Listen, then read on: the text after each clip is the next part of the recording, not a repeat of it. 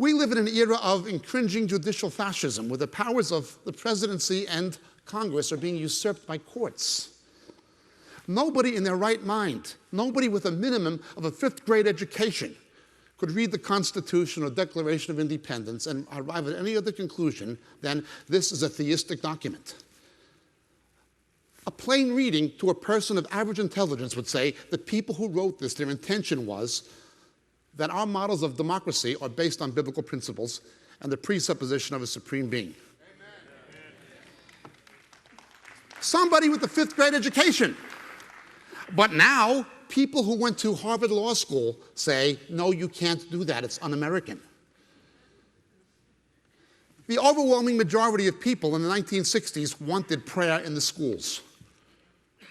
However, it was Earl Warren, a Republican appointed by a Republican president, Eisenhower.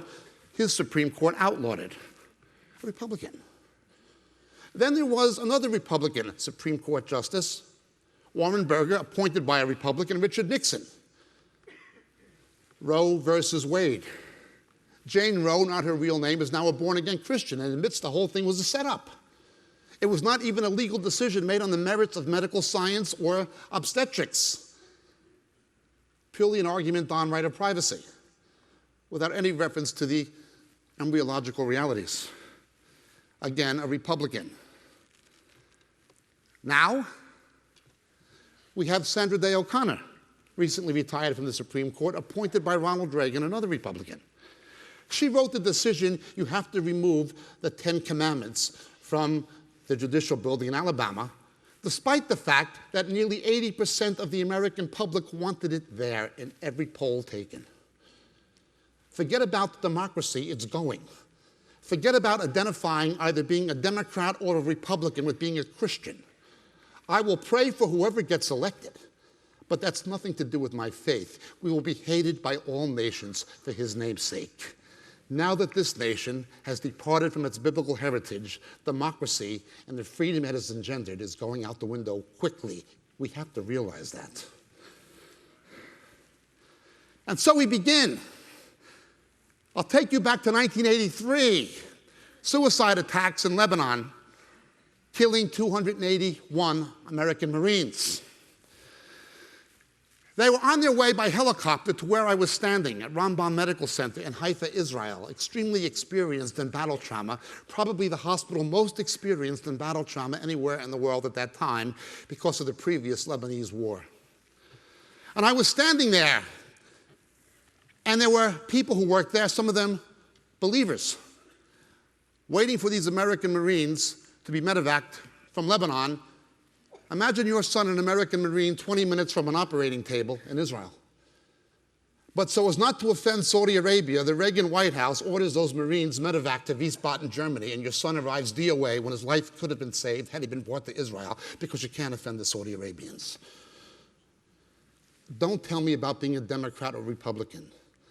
I'll pray for any of them, but I trust none of them. I trust Jesus. We'll be hated by all nations.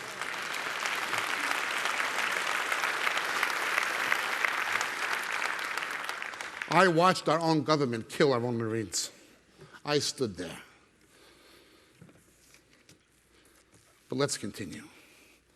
Bridget told us about her country last night, but what she did not tell you about her country was, in 1991, President Bush I and James Baker handed Lebanon on a silver platter to Syria and Iran.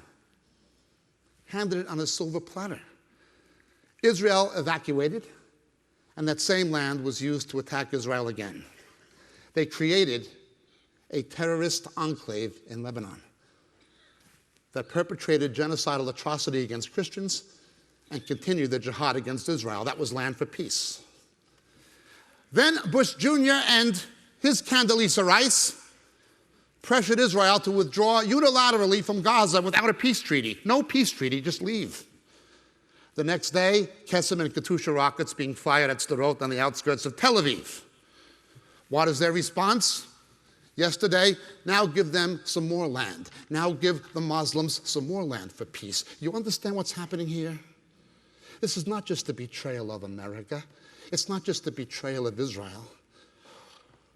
What do you do What do you do when you have a leader who claims to be a Christian, who says we all have the same God, who takes a book, the Koran, that says God has no son, puts it in the White House, and then after September 11th, and every year since September 11th, 7 years in a row, celebrates Ramadan in the White House?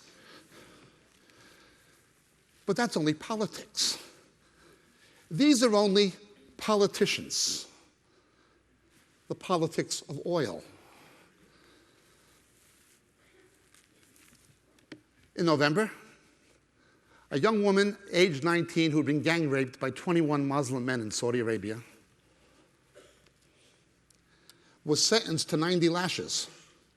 The victim was to be flogged by a Muslim Mutawa policeman as the victim. A woman can't drive a car in Saudi Arabia, so if she needs a lift, she has to get it from the mail. So it becomes her fault. She was gang raped by 21 men because she got a lift from somebody, sentenced 90 lashes. When her lawyer complained that it reached the international media, it embarrassed Islam. It was increased to 200 lashes. Imagine your 19-year-old daughter being gang raped by 21 Muslim men and she is sentenced to 200 lashes. The same day, Condoleezza Rice invited the Saudi Arabian foreign minister to come to Annapolis. Not a word of protest from the White House. You'll be hated by all nations for my name's sake. It's not about Democrats or Republicans. It's not about liberal or conservatives. It's about the God of this world and the returning Christ. That's what it's about.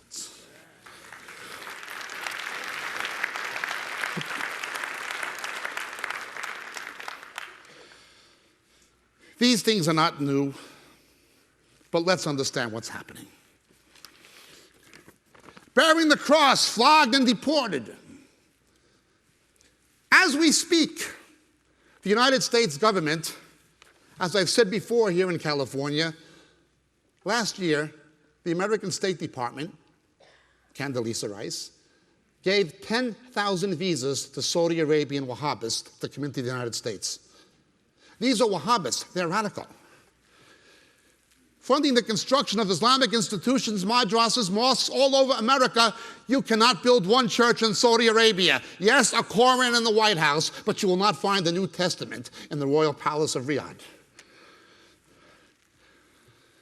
Flogged with metal wires, then deported.